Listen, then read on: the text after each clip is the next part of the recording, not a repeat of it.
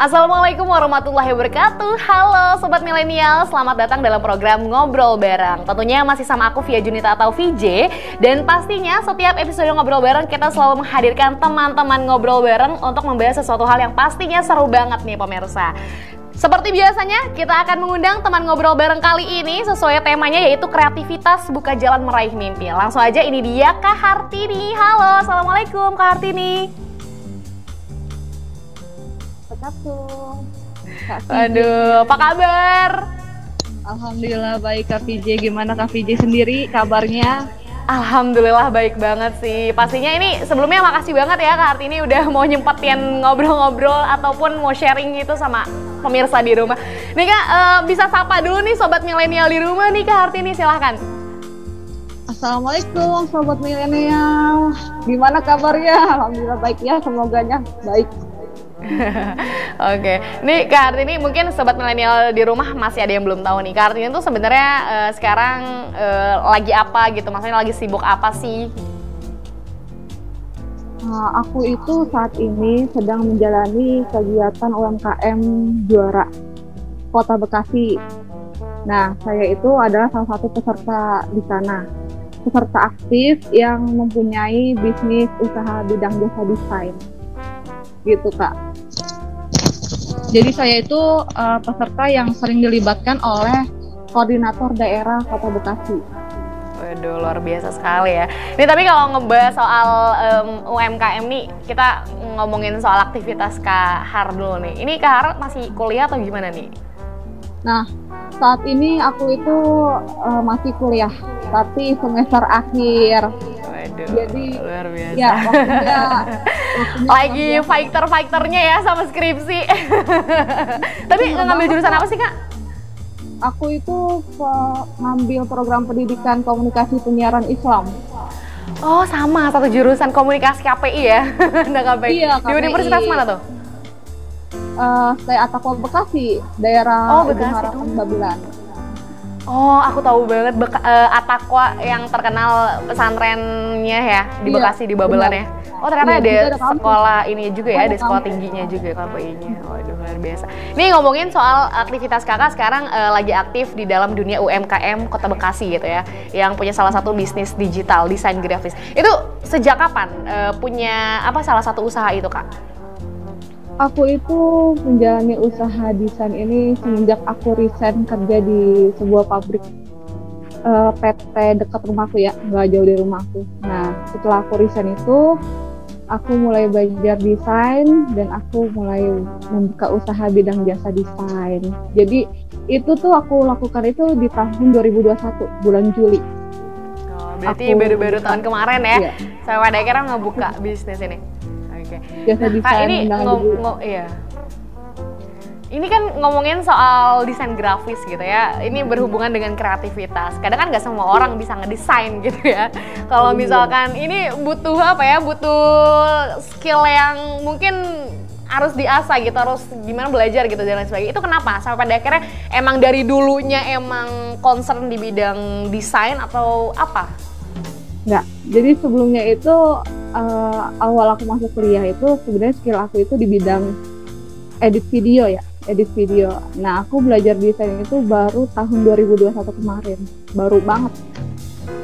Nah, sebenarnya skill asli aku itu ya edit video, bukan desain. Tapi karena aku penasaran dunia desain seperti apa ya, akhirnya aku juga terjun di dunia desain. Dan alhamdulillah, saya bisa membuka suatu usaha bidang jasa desain.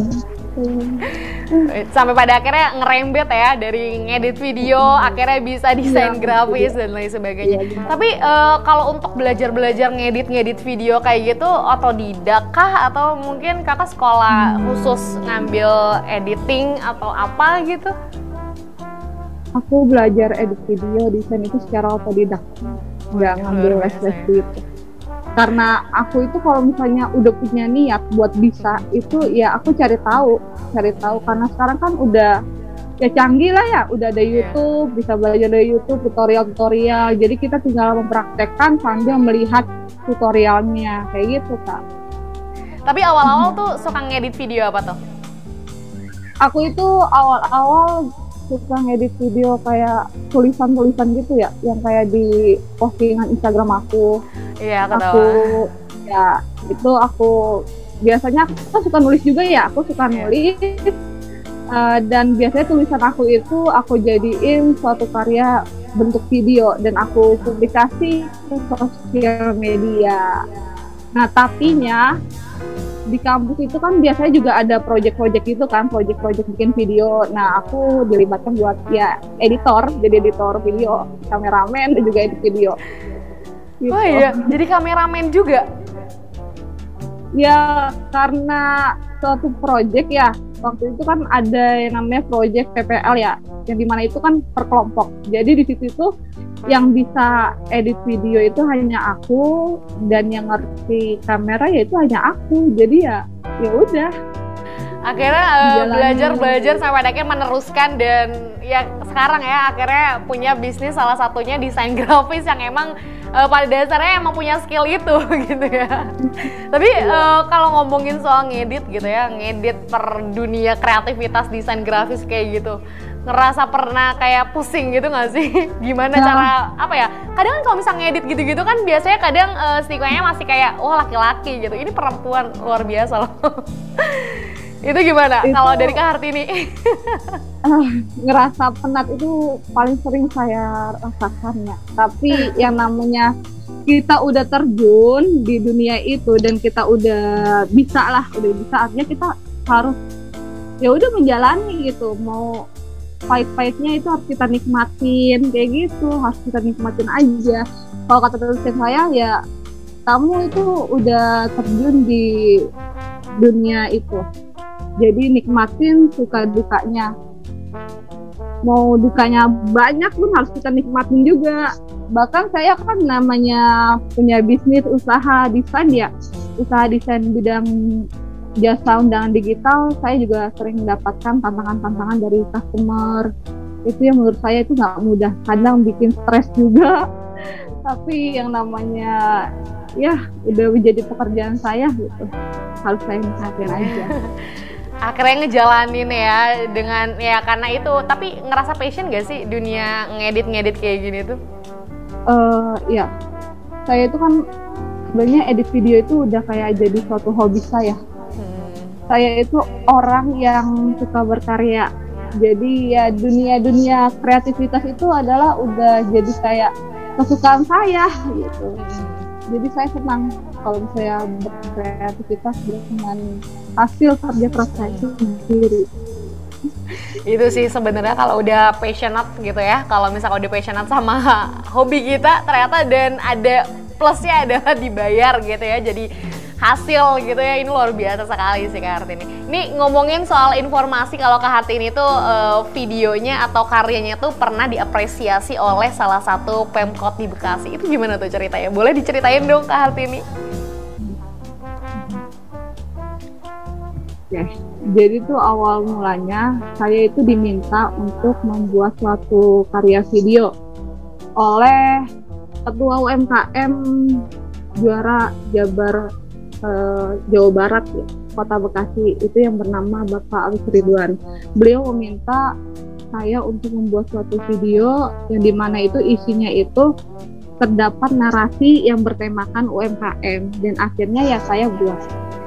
Kemudian hasil karya video saya kirim ke Ketua UMKM dan diposting di media sosialnya. Kemudian pada saat opening ceremony Jawa Barat UMKM itu yang disaksikan oleh Pak Pejabat Provinsi, kemudian sponsor-sponsor UMKM dan juga peserta Jabar Juara 2022. Nah, di situ saya mendapatkan apresiasi dari pejabat provinsi dikarenakan saya itu adalah suatu karya perdana yang ditampilkan di acara program UMKM. Jadi disitulah saya mendapatkan pujian dari Pak Pejabat Provinsi Jawa Barat.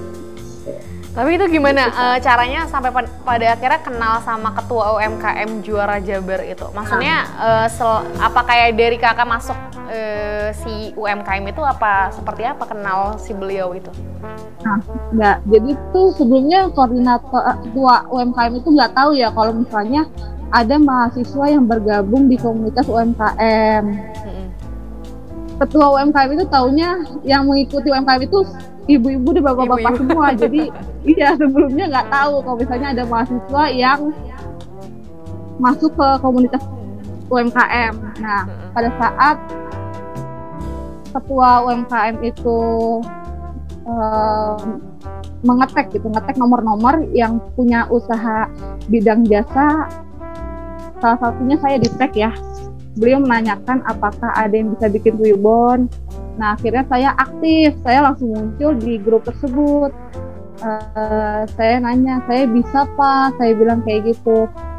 Terus sebelumnya ketua UMKM itu nggak tahu kalau sebenarnya saya itu masih mahasiswa. Beliau taunya saya ya ibu-ibu. Jadi beliau menjawabnya, oh iya Bu, silakan dibuat ya Bu. Terus aku bercandain tuh, aduh Pak, saya masih mahasiswa Pak. Terus kata ketua UMKM, oh masih mahasiswa, lebih kreatif dong, kata beliau begitu kan. Kemudian beliau langsung japri saya dan menanyakan, kamu mahasiswa mana gitu, mahasiswa mana. Saya jawab, saya mahasiswa Atapua Bekasi Pak, kalau saya gitu. Terus kemudian beliau meminta untuk saya membuat suatu karya yang ditampilkan di acara opening seremoni Jabar Juara 2022 Kota Bekasi. Gitu. Jadi awal mulanya di situ saya muncul di grup. Itu kemudian, sih ya. Iya, nggak terduga. Iya makanya. Tapi ngerasa agak gimana nggak? Agak speechless gitu. Ini saya nggak percaya sih Kak, sebenarnya nggak percaya ya. Ternyata ya kan sebenarnya itu pas lagi opening ceremony itu kan harusnya didatangi oleh Pak Wali Kota ya, Bapak Tri. Tapi beliau berhalangan hadir ya kita ngertiin lah ya, Wali Kota itu sibuk. Jadi yang hadir itu hanya pejabat provinsi Jawa Barat yang hadir di opening ceremony. Tapi itu event apa sih? Maksudnya yang ditampilkan di event itu tuh apa aja? Maksudnya seremonial apa? Acaranya seperti apa gitu? UMKM itu adalah komunitas pengusaha yang rata-rata itu usahanya itu makanan dan minuman. Tapi ternyata di UMKM itu bukan hanya pengusaha makanan dan minuman, melainkan ada yang fashion dan lain sebagainya, kayak jasa juga kayak saya. Jadi UMKM itu adalah komunitas pengusaha gitu Kak. Kegiatannya itu ya itu terdapat banyak pelatihan seperti kayak pelatihan pembuatan nomor induk berusaha, terus pelatihan digital marketing, kayak gitu Kak. Pelatihan gitu kegiatannya di UMKM itu. Oh jadi itu kumpulan usaha-usaha yang ada di Kota Bekasi berarti ya? Kota atau kabupaten itu? Berarti masuknya kota ya? Kota Bekasi. Tapi kan sebenarnya UMKM itu kan emang udah ada di mana-mana. Iya. Di kabupaten juga ada. UMKM Kota, berarti kakak masuknya di UMKM apa namanya, UMKM khusus di Kota Bekasi atau? Kota Bekasi. Jadi kumpulan ya. Nah berarti dari video itu akhirnya diapresiasi oleh Pemkot Bekasi gitu ya. Saya pada akhirnya nih suatu karya yang sampai pada akhirnya terkenal gitu ya, buatan dari seorang mahasiswa komunikasi. Luar biasa. Alhamdulillah setelah itu saya dikasih apresiasi dari kampus berupa hadiah gitu. Iya, hadiah dari kampus. Karena ya itu saya mendapatkan pujian dari Pak Pejabat Provinsi atas karya saya. Bersyukur banget Kak. Tapi dari apresiasi itu jadi buka jalan kemana aja nggak sih sampai pada akhirnya? Ya alhamdulillah ya, semenjak saya masuk UMKM saya mendapatkan jaringan yang dimana ya pesertanya itu kan banyak ya, ada sekitar 135 orang di UMKM itu, dan kebanyakan itu ibu-ibu yang nggak ngerti yang namanya kayak digital gitu ya kan.